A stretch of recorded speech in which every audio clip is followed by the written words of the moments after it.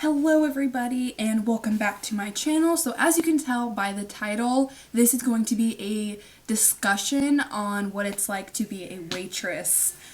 So if you would like to hear whether I like it or not, pros and cons, my personal suggestions, being in the restaurant business, then just keep watching. Okay, so we're going to start with, do I like it? And I have to say I do and I don't. So it's like 50-50. So I'm first going to start off by telling you I am in the restaurant business, obviously. I started out as a busser. I actually am still bussing at a fine dining restaurant, and I'm serving at a lake bar and grill. I won't say the name of those just for privacy purposes, but I'll just kind of tell you a gist of how I got started. So like I said, I was bussing at a fine dining restaurant for about 2.5 years now. Before that, I was bussing at another fine dining restaurant for about a year, and then I moved. And then, with this big move that we're getting ready to make, I said, you know what, why not get a little bit of serving experience under my belt? I am 18, so it was the perfect opportunity for me to jump on that bandwagon. Now, when I first started, I was like, okay, this isn't bad because it was still like off season. So like season doesn't really hit until like the middle towards the end of May. And so it wasn't that bad. I honestly loved it at first. I was like, this is great. I'm making money. I mean, I'm able to put so much money away. So I really enjoyed that aspect of it.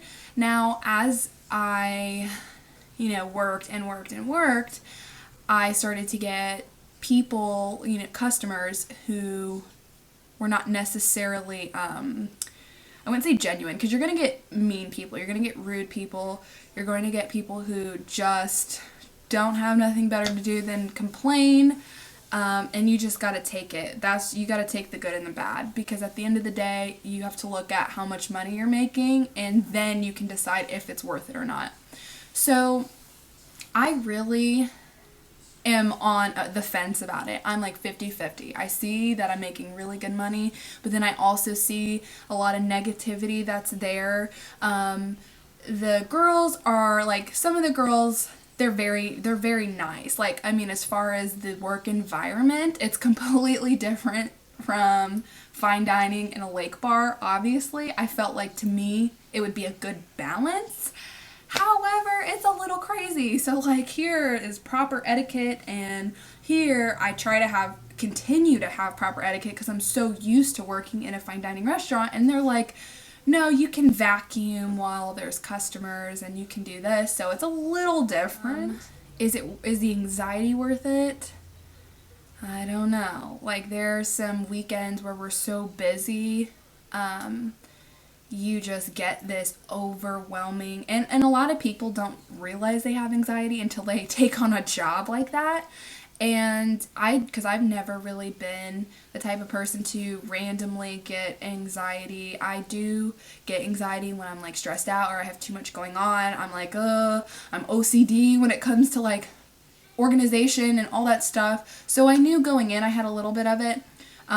I knew being as busy as I was over at my fine dining restaurant that I'm very, I wouldn't say like I'm efficient, but I'd say like I'm on top of things. So like if I've got 5 tables, I'm on top of those 5 tables. So I do feel like getting a fine dining restaurant first really helped me as far as the etiquette and my manners, the proper way to speak to somebody when you are serving them. So I really do feel like fine dining helped tremendously in that aspect.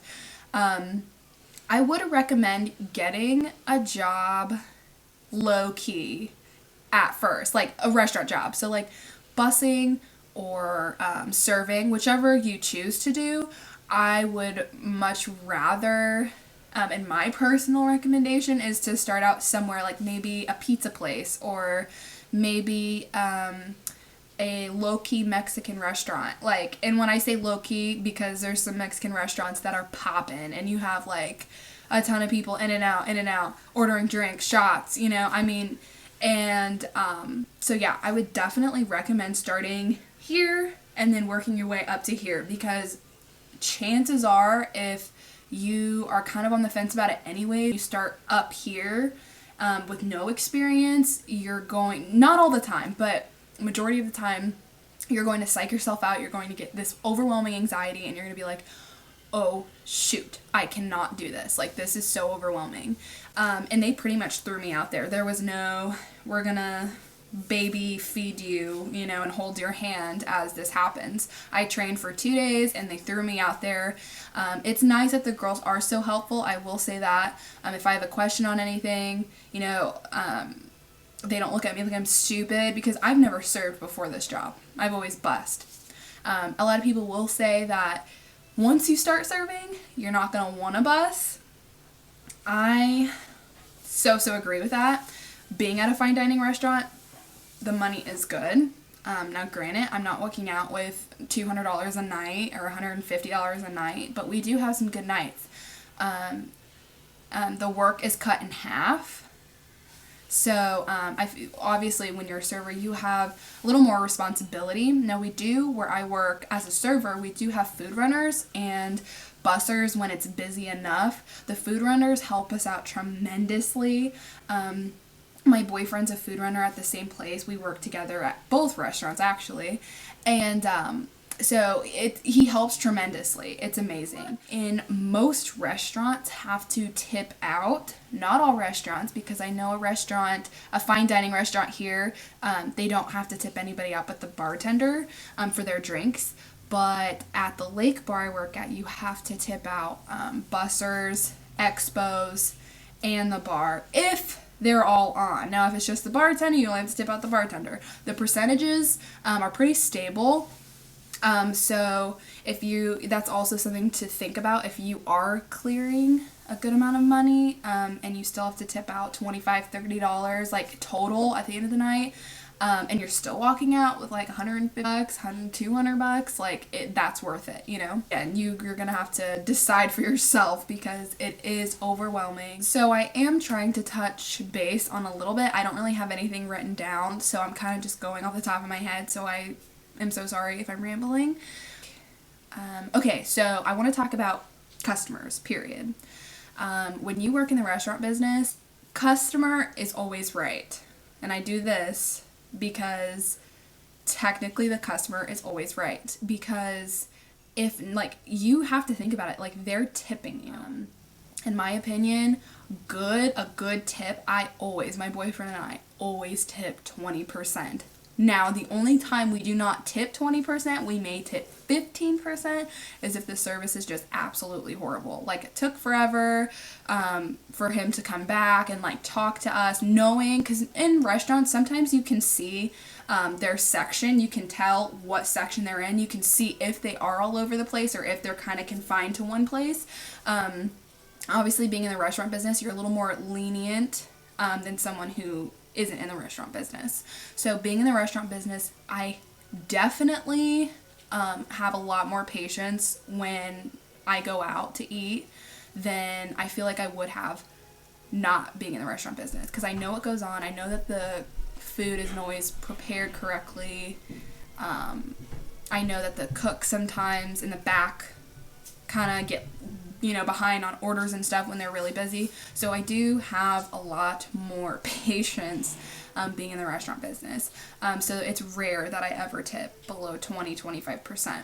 I think that's reasonable. Like, if you're gonna go out to eat, it's courteous to tip. It is, in my opinion, very disrespectful to not leave a tip, too stiff, because in Missouri, anyways, I mean, in Vegas, this is totally different, but in Missouri, you make like $3.80 something, or like sometimes $4 an hour, so your paychecks aren't going to be crap. So your tips is what we, like, solely rely on.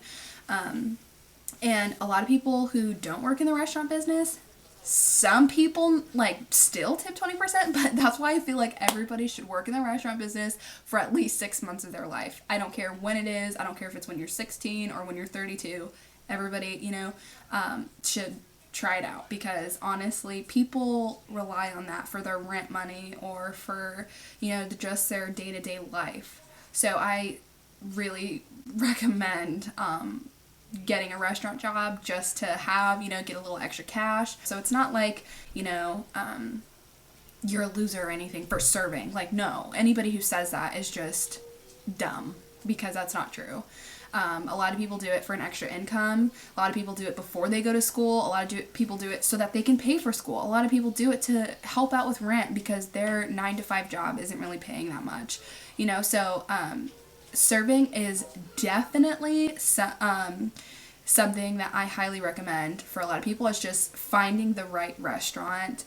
You're not always going to like who you work with. That's just something you have to deal with. You have to suck it up, because you can't just get an attitude and say, well, I don't like what you do over here, or I don't like the way you said this, or oh my gosh, I'm not cleaning those toilets. Well, you know what? Then you're out of a job, because like I said, you have to take the good with the bad. Yes, you have to clean toilets, but what are you walking out with at the end of the night?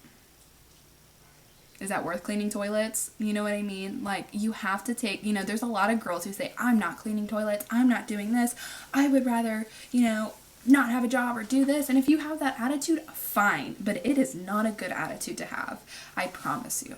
So I hope I answered a few questions that some young girls or young men may have.